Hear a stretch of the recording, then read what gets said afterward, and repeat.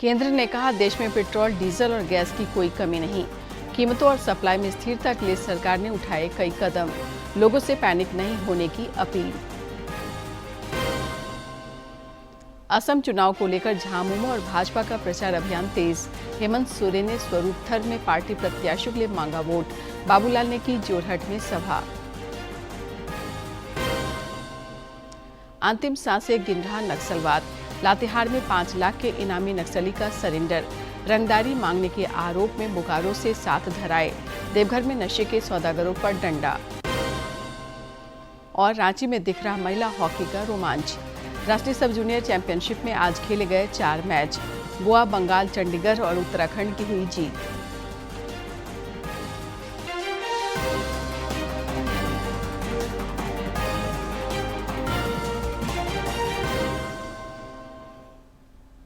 नमस्कार, खबरें झारखंड में आपका स्वागत है। मैं हूं शीला और अब समाचार विस्तार से। केंद्र सरकार ने कहा है कि देश में पेट्रोलियम पदार्थों की कोई कमी नहीं है। देश के पास पर्याप्त मात्रा में पेट्रोल और डीजल का स्टॉक है। पेट्रोलियम मंत्रालय की संयुक्त सचिव सुजाता शर्मा ने पश्चिम एशिया संकट के बीच कहा कि सरकार एलपीजी गैस की निर्बाध आपूर्ति के लिए लगातार प्रयास कर रही है। उन्होंने बताया कि देश की सभी तेल रिफाइनरियां पूरी क्षमता के साथ काम कर रही है, इसलिए सल्फर की कमी की बात पूरी तरह अफवाह है। क्रूड सप्लाईज अगले 60 दिन के लिए टाइड अप है। हमारी crude inventories are sufficient. Refineries maximum capacity पर ऑपरेट कर रही हैं। इस संबंध में मैं ये भी बताना चाहूँगी कि कुछ इस तरह की खबर सुनने को मिली कि सल्फ़र की सप्लाईज में कुछ इशू है। मैं ये बात क्लियर कर देना चाहती हूँ कि क्योंकि हमारी रिफाइनरीज मैक्सिमम कैपेसिटी पर ऑपरेट कर रही हैं, इसलिए सल्फ़र की कोई शॉर्टेज नहीं है। हमारे रिटेल आउटलेट्स नॉर्मल ऑपरेट कर रहे हैं। इंटरनेशनल वॉलेटिलिटी के बावजूद भी पंप के प्राइसेस में कोई इंक्रीज नहीं किया गया है। भारत सरकार ने प्राइसेस को स्टेबल रखने के लिए एक्साइज ड्यूटी में रिडक्शन किया है और कुछ बाहर हमारी ऑयल मार्केटिंग कंपनीज भी उठा रही हैं और लगभग 24 रुपये का अंडर रिकवरी पेट्रोल के ऊपर और 104 रुपये का अंडर रिकवरी डीजल पर लीटर डीजल पर है। इसके अलावा नेचुरल गैस की सप्लाई डोमेस्टिक कंज्यूमर्स को 100% एश्योर्ड है और जैसा कि मैं आपको बताती आ रही हूँ कि भारत सरकार ने पीएनजी के एक्सपेंशन के लिए कई सारे कदम उठाए हैं। ये इसलिए भी ज़रूरी है कि इससे हमारे एलपीजी के ऊपर जो प्रेशर है वो ईज आउट होगा। इसी क्रम में आपको मैं याद दिलाना चाहूँगी कि भारत सरकार ने एक ऑर्डर इशू किया था और जिसमें ये कहा था कि 10% एडिशनल कमर्शियल एलपीजी दी जाएगी अगर state government ease of doing business के द्वारा पीएनजी एक्सपेंशन को प्रमोट करेंगे। इस संबंध में मैं ये बताना चाहूँगी कि लगभग 8 स्टेट्स और 8 स्टेट्स को एडिशनल एलोकेशन दिया जा रहा है और 3 स्टेट से एप्लीकेशन आया है जो अंडर कंसिडरेशन है। पश्चिम एशिया में जारी तनाव और वैश्विक सप्लाई चेन में आई बाधाओं के बीच केंद्र सरकार ने महत्वपूर्ण पेट्रोकेमिकल और पॉलीमर उत्पादों पर 30 जून तक कस्टम ड्यूटी में छूट देने का फैसला किया है। वित्त मंत्रालय ने अपने बयान में कहा कि इस फैसले से उद्योग जगत और आम नागरिकों को फायदा होगा। केंद्र सरकार ने पश्चिम एशिया में जारी तनाव और वैश्विक सप्लाई चेन में आई बाधाओं के बीच महत्वपूर्ण पेट्रोकेमिकल उत्पादों पर 30 जून 2026 तक पूरी कस्टम ड्यूटी छूट देने का फैसला किया है।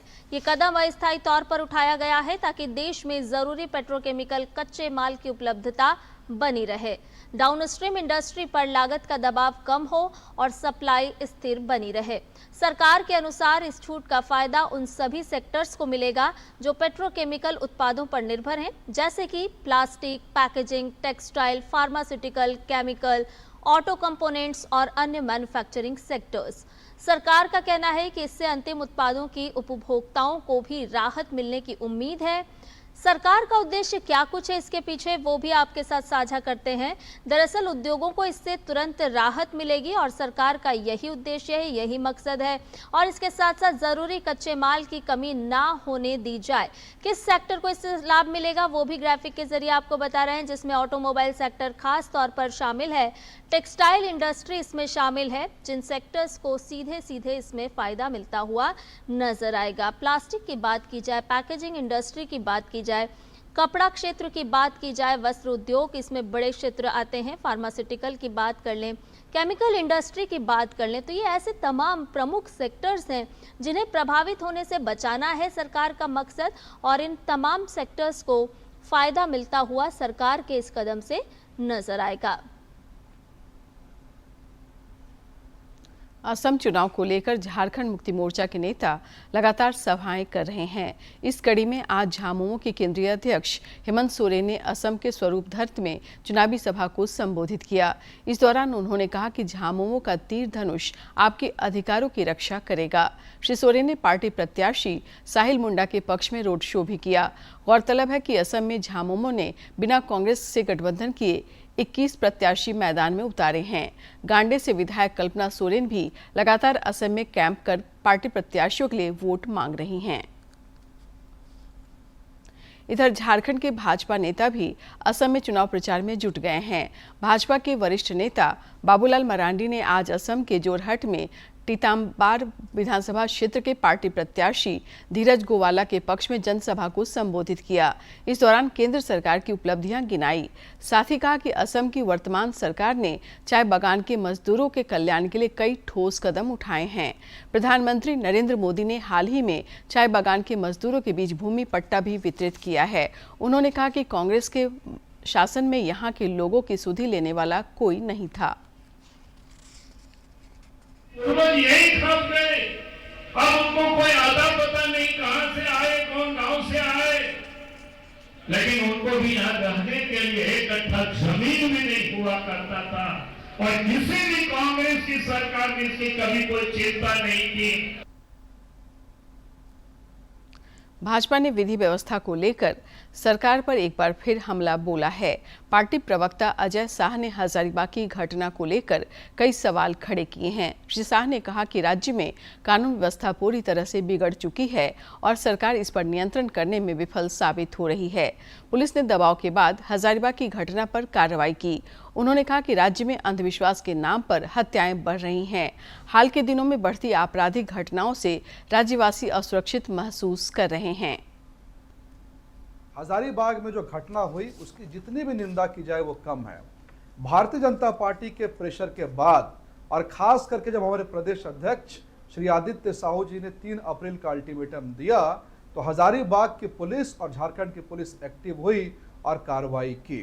लेकिन साथ ही साथ हम यह भी मांग करते कि इस तरह की घटनाएं दोबारा झारखंड में ना हो और अपराधियों का जो मनोबल बढ़ा हुआ है उसको कम करने की जरूरत है। सरकार कहीं ना कहीं इस बात में पूरी तरह से फेलियर साबित हो रही है कि आज भी झारखंड में अंधविश्वास के नाम पर कई सारी हत्याएं हो रही है। चाहे हम डायन विसाही की बात करें, तांत्रिक विद्या की बात करें या फिर हम चंगाई सभा की बात करें, इन सभी को लेकर के लोगों को जागरूक करने की आवश्यकता है। टेंडर घोटाले और करोड़ों रुपए की मनी लॉन्ड्रिंग मामले के आरोपी पूर्व मंत्री आलमगीर आलम और उनके पीए संजीव लाल को सुप्रीम कोर्ट से फिलहाल कोई राहत नहीं मिली। शीर्ष अदालत ने आज ईडी और बचाव पक्ष की आंशिक बहस सुनने के बाद फिलहाल जमानत देने से इनकार कर दिया। अब इस मामले पर कोर्ट 4 हफ्ते बाद सुनवाई करेगी। नक्सलवाद उन्मूलन की दिशा में राज्य सरकार को बड़ी सफलता हाथ लगी है। लातेहार में नक्सली संगठन जेजेएमपी के सदस्य और 5 लाख रुपए के इनामी सब जोनल कमांडर सुरेंद्र लोहरा उर्फ विनोद लोहरा ने सरेंडर कर दिया है। लातेहार पुलिस अधीक्षक कार्यालय में आयोजित एक कार्यक्रम के दौरान इनामी नक्सली का सरेंडर हुआ। इस दौरान पलामू प्रक्षेत्र के आईजी शैलेंद्र कुमार सिन्हा, जिले के पुलिस अधीक्षक कुमार गौरव, सीआरपीएफ के कमांडेंट राम बुनकर मौजूद थे।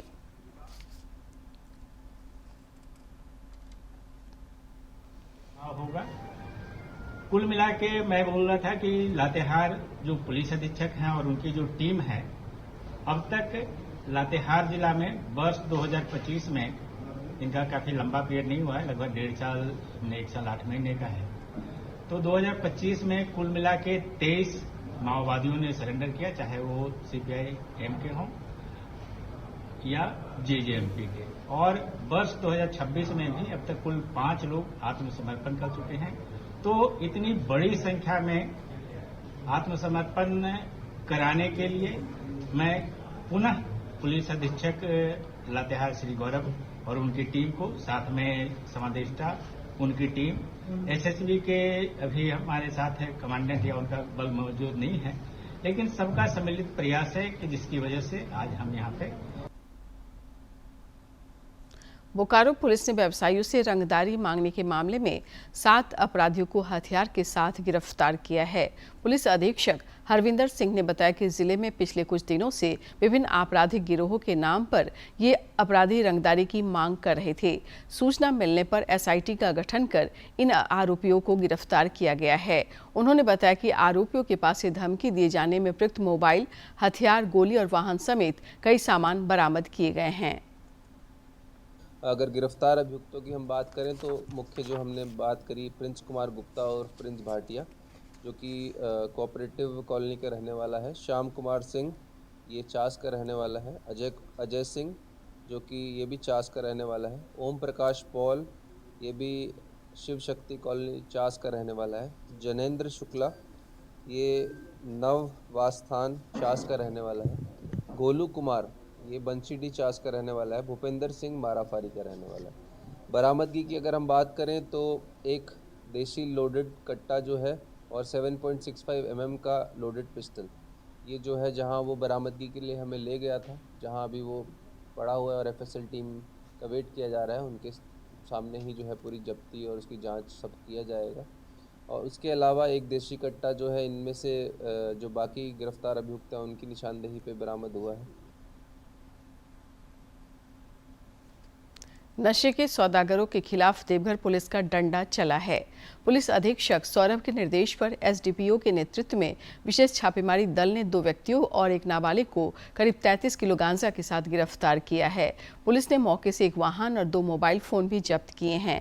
देवघर पुलिस ने जनता से नशा उन्मूलन अभियान में सहयोग करने की अपील की है।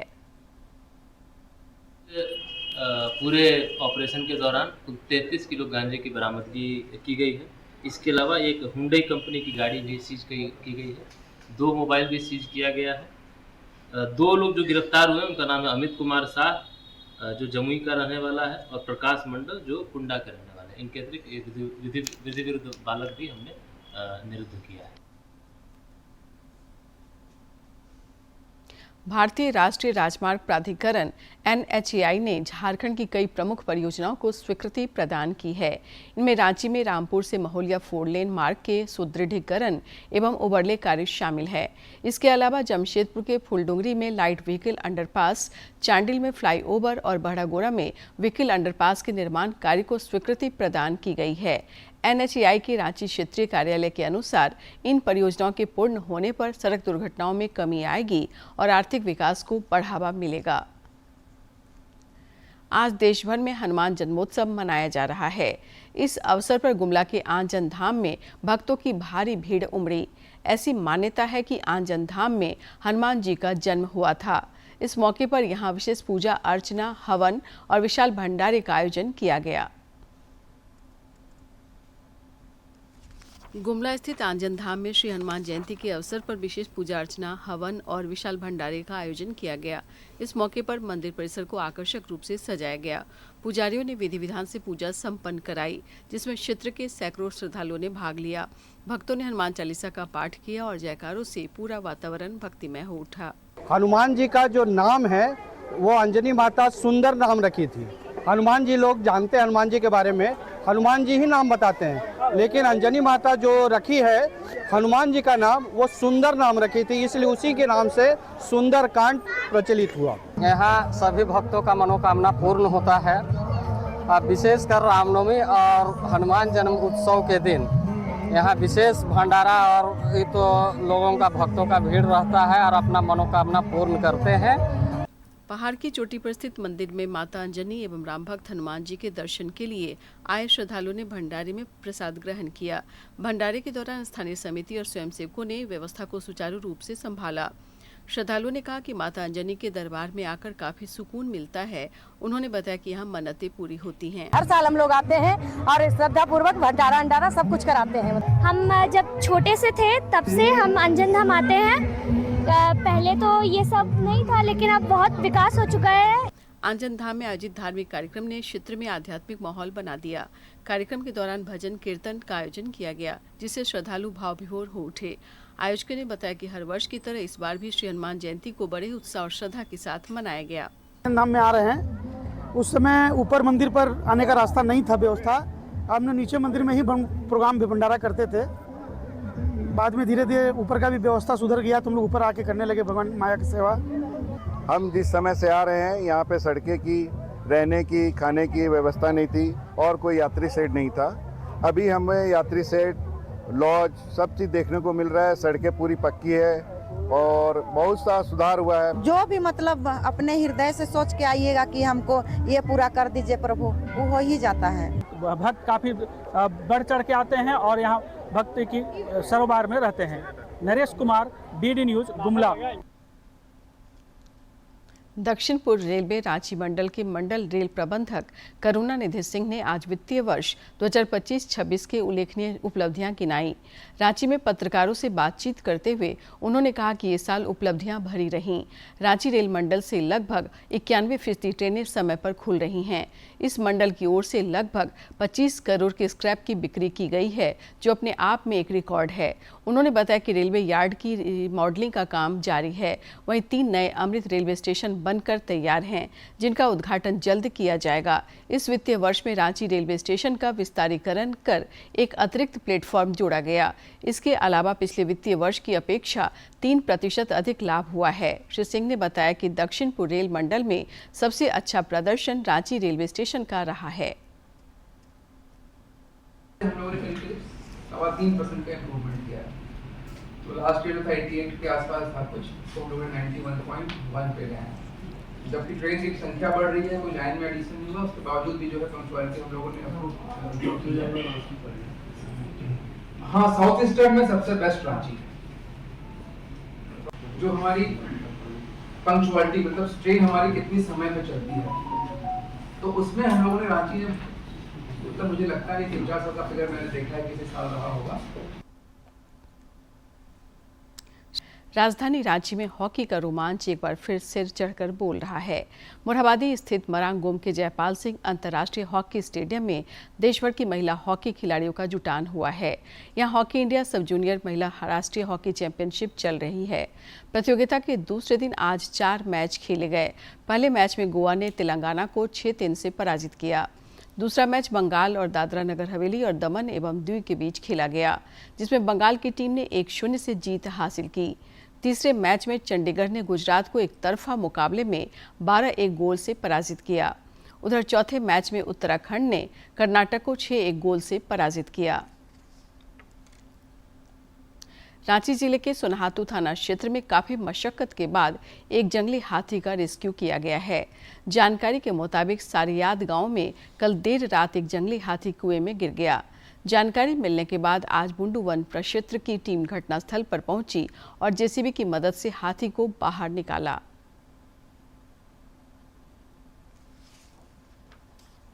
सोनाहातू थाना क्षेत्र के सारेयाद गांव में कुआं में गिरने से पहले जंगली हाथियों ने राजेंद्र महतो के घर को क्षतिग्रस्त कर दिया। वन विभाग ने राजेंद्र महतो को घर बनाने के लिए मुआवजा दिया है, साथ ही कुआं बनवाने के लिए अतिरिक्त राशि देने का भरोसा दिलाया है।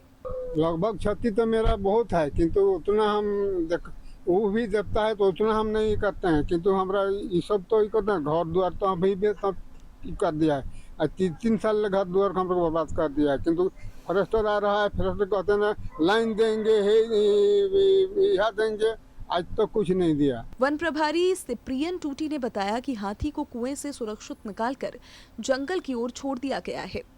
यहाँ तो बहुत ही मशक्कत से हम लोग ने जंगली हाथी को कुएं से निकाला। सुबह हम लोग को करीबन 5 बजे पता चला, उसके बाद आए हम लोग बहुत मशक्कत हुआ, लोगों ने बहुत भीड़ लगा दिया था। घटनास्थल पर ग्रामीणों की काफी भीड़ एकत्रित थी। मुआवजे को लेकर ग्रामीणों और वन विभाग के अधिकारियों के बीच नोक-झोंक भी हुई। प्रभावित किसानों को मुआवजा देने के बाद ही रेस्क्यू शुरू करना दिया गया। खूंटी से ज्योत्सना की report. Unified payment interface UPI से मार्च में रिकॉर्ड 22 अरब 64 करोड़ रुपए के लेन देन हुए हैं। ये किसी एक महीने में यूपीआई से लेन देन का अब तक का सबसे बड़ा आंकड़ा है। लेन देन की मात्रा में सालाना आधार पर 24% की वृद्धि हुई है। ये जानकारी national payments corporation of India की ओर से दी गई है। इससे पहले फरवरी महीने में 20 अरब 39 करोड़ रुपए के लेन देन हुए थे।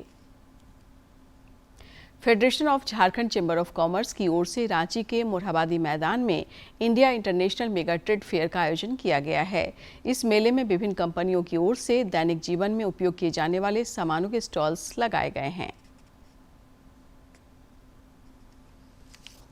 मोरहाबादी मैदान में लगे India international mega trade fair में कंपनियों ने स्टॉल्स लगाए हैं। इनमें से एक में गैस चूल्हा, चिमनी और विभिन्न इलेक्ट्रॉनिक सामान उपलब्ध हैं।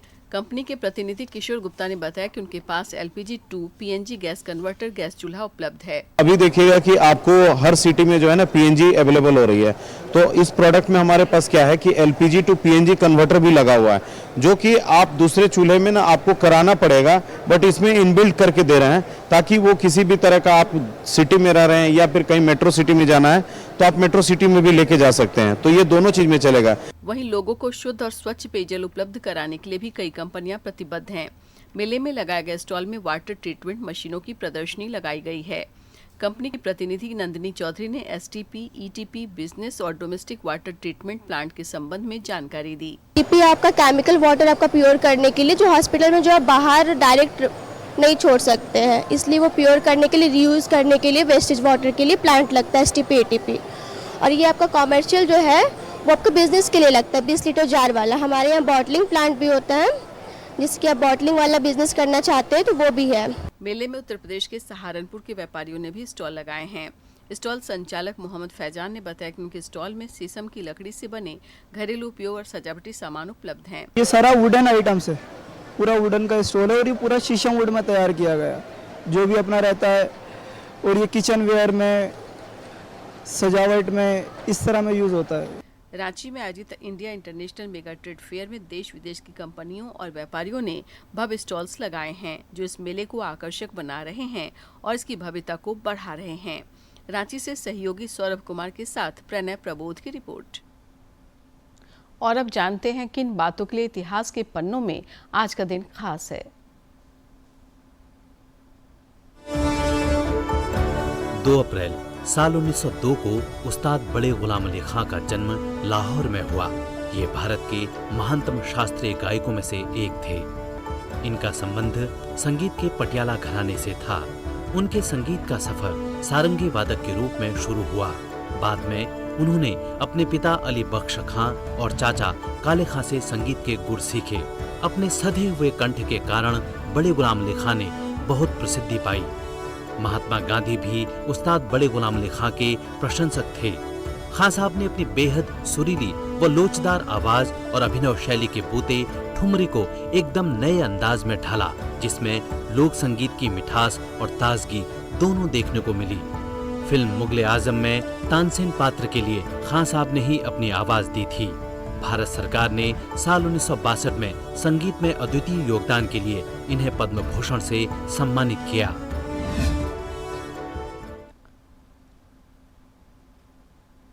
राज्य के कई क्षेत्रों में 4 से 8 अप्रैल तक तेज हवा के साथ हल्के से मध्यम दर्जे की बारिश की संभावना है। मौसम विज्ञान केंद्र के पूर्वानुमान के मुताबिक इस दौरान गरज के साथ वज्रपात होने की भी संभावना है, जिसे लेकर येलो अलर्ट जारी किया गया है। हालांकि अगले 3 दिनों के दौरान अधिकतम तापमान में 2 से 3 डिग्री सेल्सियस तक की वृद्धि हो सकती है। उसके बाद अगले 3 दिनों में इसमें 3 से 5 डिग्री सेल्सियस तक की गिरावट होने की संभावना है। IPL क्रिकेट में अब से थोड़ी देर बाद कोलकाता नाइट राइडर्स का मुकाबला सनराइजर्स हैदराबाद से होगा। प्रतियोगिता में कल दिल्ली कैपिटल्स ने लखनऊ सुपर जायंट्स को 6 विकेट से हरा दिया है। कोलकाता नाइट राइडर्स अपने होम ग्राउंड पर आज सनराइजर्स हैदराबाद का सामना करेगी। ये मैच ईडन गार्डन्स में शाम 7:30 बजे शुरू होगा, जबकि टॉस 7 बजे होगा। दोनों टीमों को अपने अपने पहले मैच में हार झेलनी पड़ी थी। सीजन के पहले मुकाबले में रॉयल चैलेंजर्स बेंगलुरु ने चिन्नास्वामी स्टेडियम में सनराइजर्स हैदराबाद को हराया था, तो वहीं 4 बार की चैंपियन कोलकाता को मुंबई इंडियंस के खिलाफ वानखेड़े स्टेडियम में हार का सामना करना पड़ा था।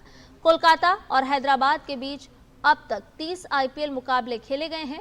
इनमें कोलकाता ने 19 मैच जीते हैं, जबकि हैदराबाद को 10 जीत मिली है। एक मैच टाई रहा था। ईडन गार्डन्स में दोनों टीमों के बीच 11 मुकाबले हुए हैं। यहां होम टीम कोलकाता का दबदबा रहा है, जिसने 8 मैच जीते हैं, जबकि हैदराबाद को 3 मुकाबलों में जीत मिली है। नासा का आर्टेमिस 2 चंद्र मिशन अमेरिका के फ्लोरिडा से प्रक्षेपित हुआ। इसमें 4 अंतरिक्ष यात्रियों को लेकर 50 से अधिक वर्षों में पहली बार चंद्रमा के चारों ओर मानवयुक्त उड़ान भरी गई।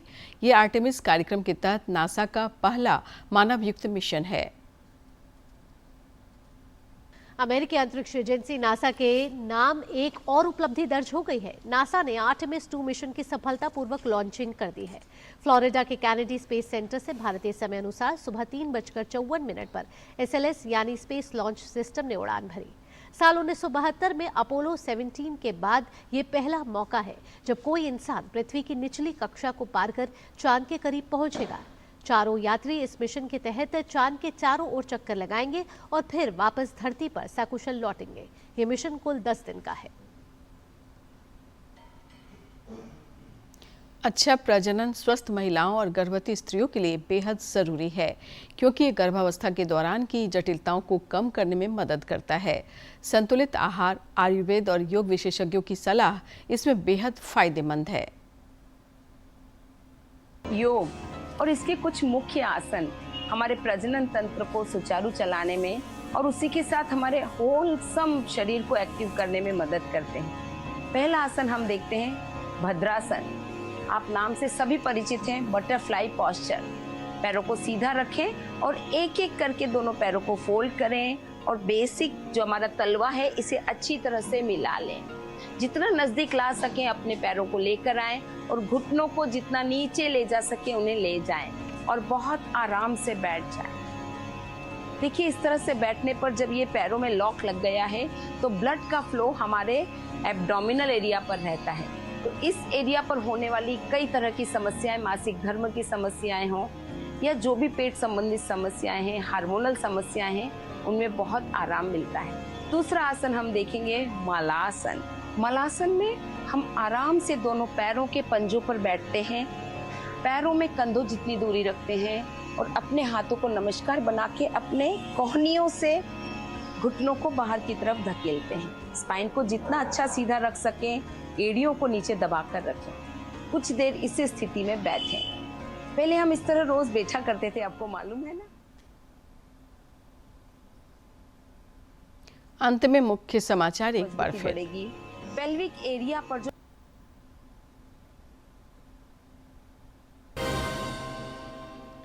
केंद्र ने कहा देश में पेट्रोल, डीजल और गैस की कोई कमी नहीं। कीमतों और सप्लाई में स्थिरता के लिए सरकार ने उठाए कई कदम। लोगों से पैनिक नहीं होने की अपील। असम चुनाव को लेकर झामुमो और भाजपा का प्रचार अभियान तेज। हेमंत सोरेन ने स्वरूपथर में पार्टी प्रत्याशियों के लिए मांगा वोट। बाबूलाल ने की जोरहट में सभा। अंतिम सांसें गिन रहा नक्सलवाद। लातेहार में 5 लाख के इनामी नक्सली का सरेंडर। रंगदारी मांगने के आरोप में बोकारो से 7 धराए। देवघर में नशे के सौदागरों पर डंडा। और रांची में दिख रहा महिला हॉकी का रोमांच। राष्ट्रीय सब जूनियर चैंपियनशिप में आज खेले गए 4 मैच। गोवा, बंगाल, चंडीगढ़ और उत्तराखंड की हुई जीत।